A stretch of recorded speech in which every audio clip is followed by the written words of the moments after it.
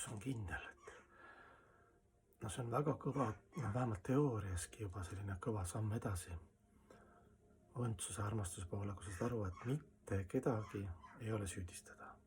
Aga sa oled jõudnud sinna kogemusest ja filosoofiast ja läbi tarkust ja pühakirjad. Et kõik, mis praegu on sinu puhul, oled sina läbi oma valikuvabaduse ja tee otsade valikute nagu jõudnud sinna.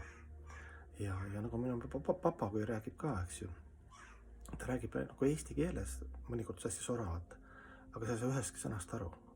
Aga nagu oleks eesti keel, ta on nagu võtnud selle maneeri üle, räägib seal, tere, mäletan, et ma ei oska kerge teha. Nii, et ma palun siit, no kuidagi nagu. Ja nagu eesti keel nagu ei ole ka. Ja oleks vaja nagu tõlki või tõlkeraamatut. Siis meie puhul on see siis pühakud, head eeskujud, vaimsed inimesed ja pühakirjad, eks ju. Et keelest aru saada. Ja mulle õudselt meeldib see väljend, et elu räägib meiega, et meil on diskussioon eluga. Elu räägib siis mitte ainult väljast, aga seest ka. Need on millegist tingitud, need meeleolud. Või meie, ma ei tea, teaduse seisundid. Palju põhjusi on, eks ju. Võib-olla enamus põhjused on väljast, miks me seest ei tunneme, eks ju. Aga on ka midagi seest, mis on nagu sellist, me kanname kaasas, nagu anded või mingid omadused justkui nagu oleks nagu sünnist saati. Ja elu räägib ka meiega, me nagu ei saa aru, nagu elu räägib, võtad teoorias vastu, aga sa ei saa aru.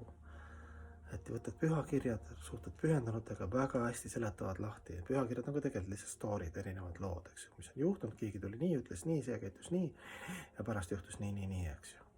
Vaatad, et see on nagu analoogia mingi minu sündmustele. Tavaliselt enamus lood on nagu väga lihtne paralleele tõmmata nagu.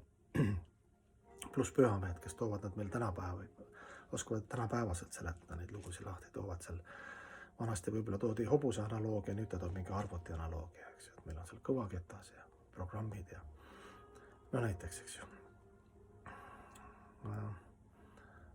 Ja asja mõte ongi õppida see keel ära, et elu, fakt on see, et elu räägib suga aktiivselt, sina oled aktiivne, õppida see müstiline armastuse keel, omakuse püüdmatu, tingimusteta armastuse keel ära, siis sa saad aru, et kõik, mis nagu juhtunud on, eks ju, kas see on piits või präänik, selle taga on puhas armastus, Jumala armastus, sügav puhas armastus.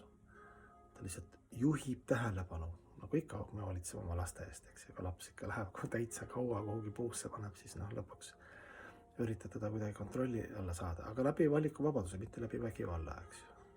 Et Jumal teeb enamuse ajada hästi pehmelt, mõnikord, kui ma liiga kaugel olen läinud, siis paneb nagu piits käib võib-olla tugevamalt, eks ju, nagu vahest isavits, eks ju.